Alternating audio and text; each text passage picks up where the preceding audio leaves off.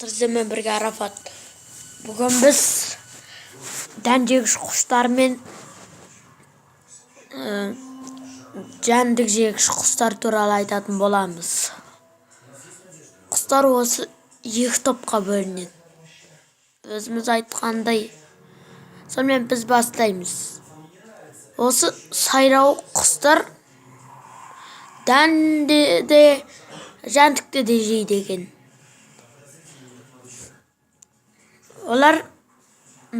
Олардың көбісі әнші емес екен. Олар тағы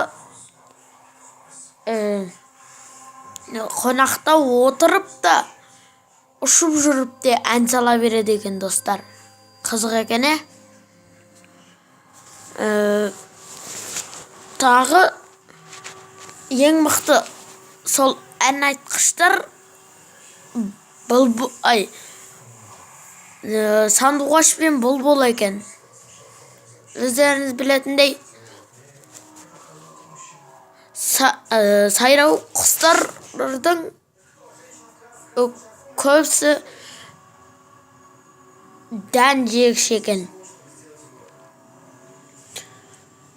Тағы осы сандуғаш құсы дән жегіш екен.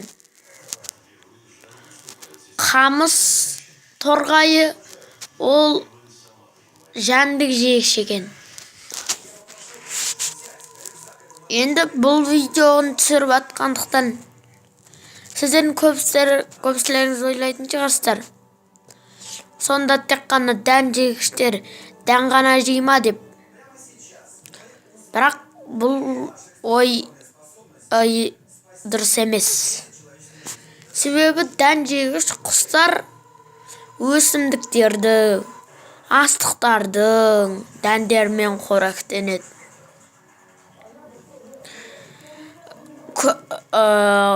Күзде мысалы құстар, дән жегіш құстар керекті азық алу үшін жәндік жейді екен. Достар, қызық екен, достар. Осы ең көп дән жейтін құс ол тоқылдақ екен. Тоқылдақ өздеріңіз білетіндей ағаштарды жарады. Оны өздеріңіз білетіндей ағаш дәрігері дейді ғой. Және осы торғай күніне 300-400 жәндік, 4000 құрт жейді. Бұл қызықты ақпарат екен. Жәндік жегіштер тағы осы қоршаған ортаны қорғайтын құстардың бірі екен. Мысал келтірейік. Мысалы тоқылдақтар нелер жейді? Құрттарды, ағаштың ішіндегі ағаштарды емдейді. Мынандай сияқты о. Тоқылдақ дәрігер сияқты, ал ағаш ауру сияқты. Дәрігер ауруды емдеген үшін ауру оған ақша беретін сияқты. Ол керісінше. Бізде дәрігер тоқылдақ,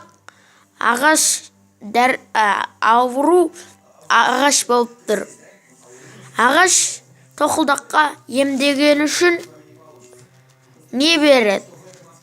Жәндік береді ақысына.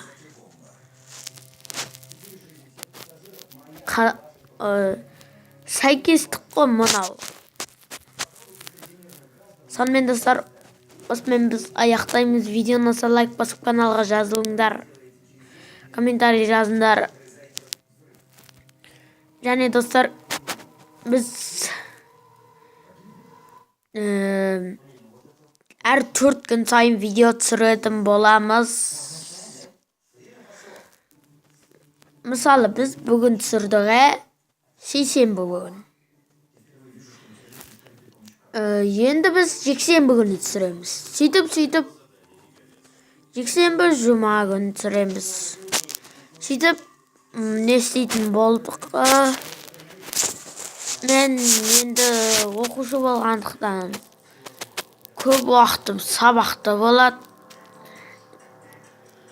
Сондықтан да мен де сіздерге көп көңіл бөлуге тырысам. Сау болыңыздар.